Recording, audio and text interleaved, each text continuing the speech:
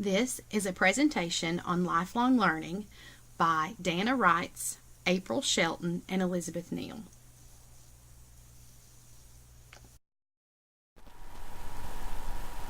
What is lifelong learning?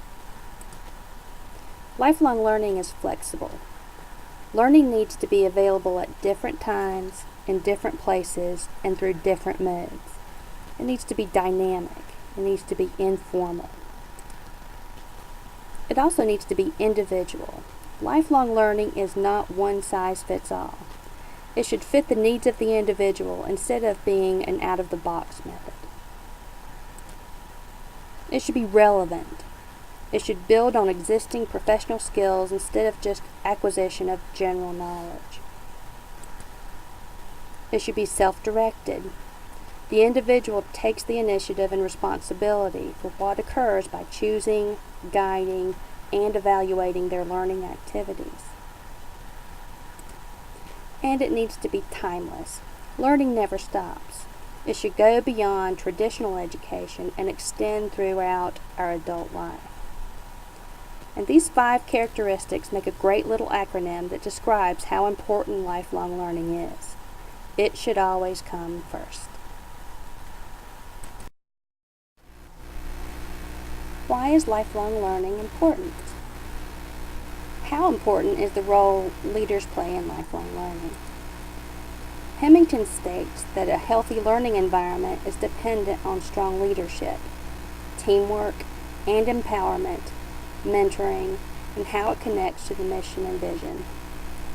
Effective leaders promote and support continuing professional development within organizations, and a good leader also makes those connections between professional development and the vision and mission. Culture is defined as the beliefs and customs in which a society uses. In order for a school to develop a culture of lifelong learning, beliefs and customs must be set out. In order to have this culture, the school leader must create continuous learning opportunities. This means that staffs and students alike are constantly learning from what is going on around them. Mistakes are encouraged and failure is not taboo. By allowing for experimentation in the classroom, administrators allow teachers to learn new methods of teaching and students to learn new methods of learning. A culture must provide inquiry and dialogue. This means that leaders must allow decisions to be questioned. Transparency is key in working in a lifelong learning culture. All decisions are up for discussion and all opinions are taken into consideration. This leads to the encouragement of collaboration and team learning. Learning does not occur in a bubble. It is a give and take between colleagues and requires working together to reach a goal. This is encouraged and celebrated in lifelong learning cultures. Systems need to be in place in a lifelong learning culture. This means that the school day, school policy, and all procedures are designed so that time to collaborate and continue learning is built in. Systems also need to be in place so that when scheduling proves to be an issue, learning and knowledge can still be shared. In a lifelong learning culture, leaders are connected to what is going on in the school. Therefore, the organization of the school is also connected to the culture of the school. Leaders in lifelong learning cultures make sure that the organization of the school, time, resources, and classes help learning to occur rather than harm learning. Finally, leaders in lifelong learning cultures are role models for the lifelong learner. Leaders are constantly attaining new information at an individual level, a team level, and at an organizational level.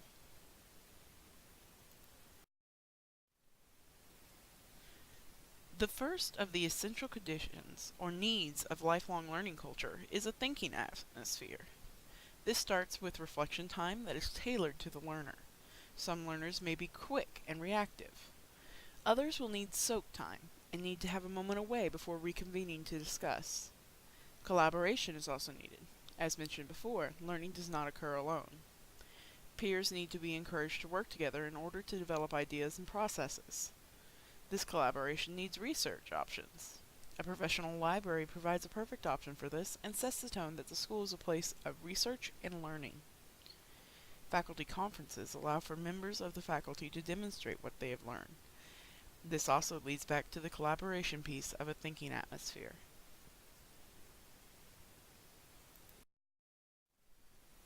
Open communication is key in any culture, but more so in a culture of learning.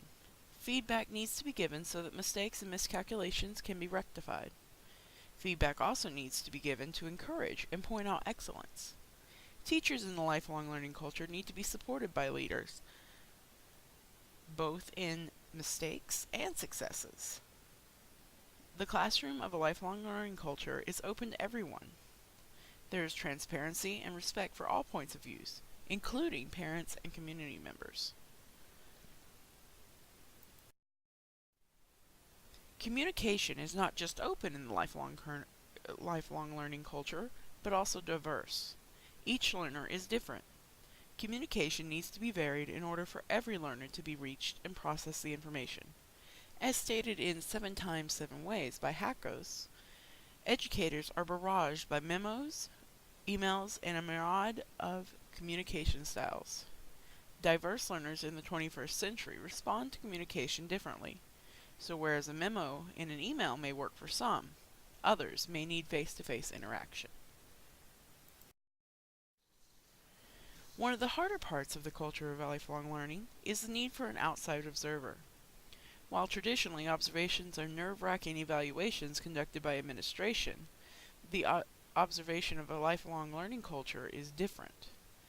An observation is an invitation for multiple perspectives that include peers, community members, and administration. It is not an evaluation or a judgment, but instead an opportunity for a new set of eyes to work with the same issue. The observer has the same goal as the observed, to make instruction better so that all students can learn. It's not about the teacher, but instead inclusive of all perspectives needed in education. For example, a business leader could observe to see how students are being prepared for work and may have a different perspective than a teacher or a school administrator. By allowing all roles to make recommendations and involving the community, the culture is improved and learning is the true focus of the school environment. In order for that involvement to be genuine, a common language needs to be established. Far too often, the meaning behind what educators are saying is lost in the jargon. With so many acronyms and initials, our field looks like an alphabet soup. Not only does this impede others from participating, it causes confusion from our most valuable partner, parents. Education starts at home. When parents don't know what the goal of the educational body is or can't understand it, they cannot support the school at home. This means that the student is not submerged in a culture of learning. This can be assisted with informational sessions and a parent-teacher organization that encourages clear and concise information with regularity. Finally, in a culture of lifelong learning, teachers need to have autonomy. Teachers are all highly qualified individuals who know what they're doing. Instructional models are not one-size-fits-all. In order for a teacher to be effective, educational time must be protected, not interrupted by announcements, other duties, or disciplinary issues. Exploration and experimentation needs to be encouraged. Failure must be celebrated as a learning opportunity and not a chance to reprimand. Flexibility is key to a productive learning environment. The leader must remember that all learners and all teachers are different. What is working for one may not be working for another, and therefore observations need to reflect that.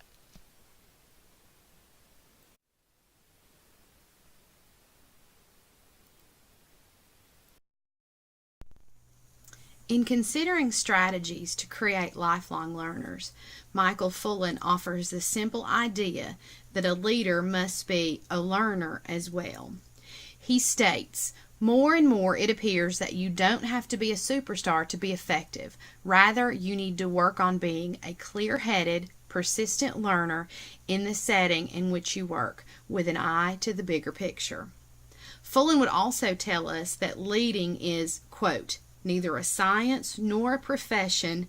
It is a practice learned primarily through experience and rooted in context." End quote. Strategies for creating lifelong learners can include facilitating professional learning communities that allow for structured and measurable collaboration, utilizing Web 2.0 technologies, mentoring, in offering focused group studies.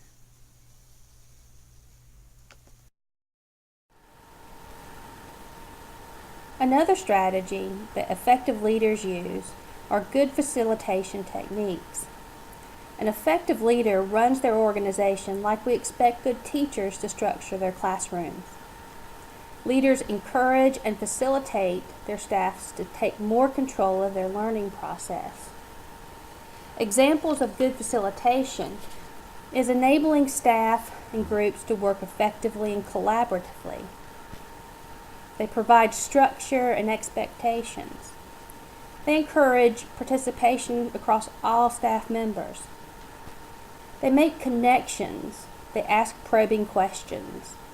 They moderate to ensure that all the views are fairly represented. They do not have to be the expert, but a good effective leader helps their staff draw on existing knowledge and provides access to training when there are gaps that are collectively identified. Based on what the theorists tell us about adult learners, and as found in the supplemental reading articles by Billington, Reynolds, and Dunning, adults learn best when the content is meaningful to them, much like children learn. From this, professional learning communities should be designed to include reflection, include a tool of measurement, be learner controlled, involve experiences, they must be fun, and they must include ongoing support and feedback, both positive and constructive.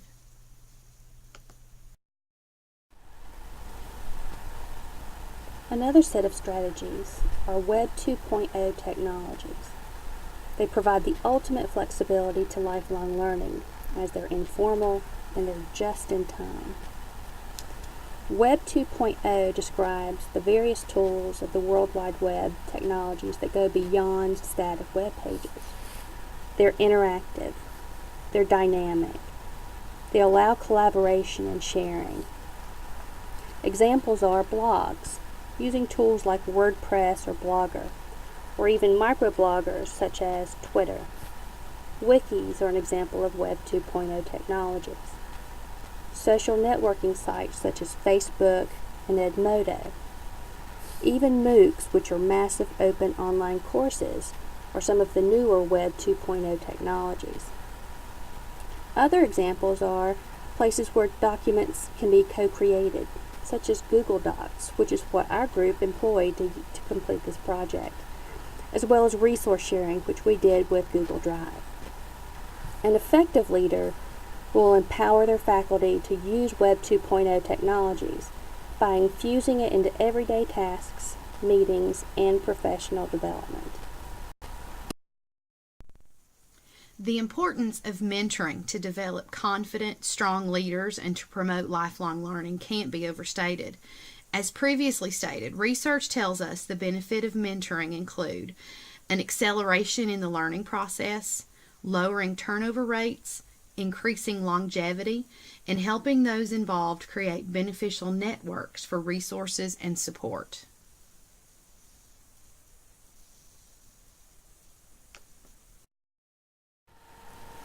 Lifelong learning shouldn't exist solely to address new initiatives or school or district mandates. A true learning culture should include learning about topics that are of interest to the organization as well. An example of this is group study, where faculty pick a topic or topics on which to focus. For example, technology and education. Maybe they want to learn more about team building or research content-based innovations. This can be carried out in the entire group or several small groups, but the faculty need to be directly involved with the decision-making about the topics.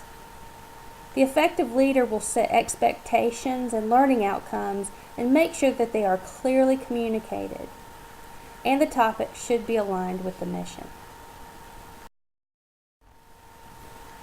Sparks found that the process of instituting change is just as important, if not more important, than the content.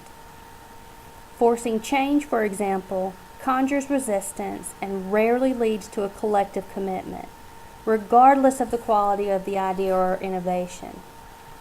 He also stated that while research and reasoned discussion are necessary to inform and guide decision making and planning, by themselves they are usually insufficient to improve the quality of teaching and learning, which is why various strategies should always be employed in creating and sustaining a culture of lifelong learning, and it is imperative that we have an effective leader at the helm.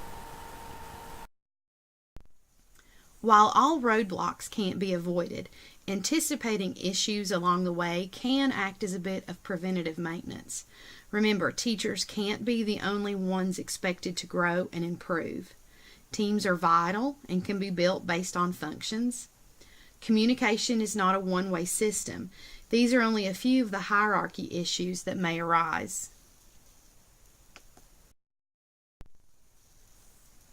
Knowing that creating a culture of lifelong learning is a process, strain can occur when complex problems arise and aren't swiftly solved. A ready, fire, aim mentality should not be in place to foster learning or as a problem-solving tool. Problem solving must be deliberate and ongoing. Getting all individuals on board with a culture of lifelong learning will be a struggle. Change sometimes shakes the foundation of their security. Many times, data is the proof they need to take the next step. Even one step is progress.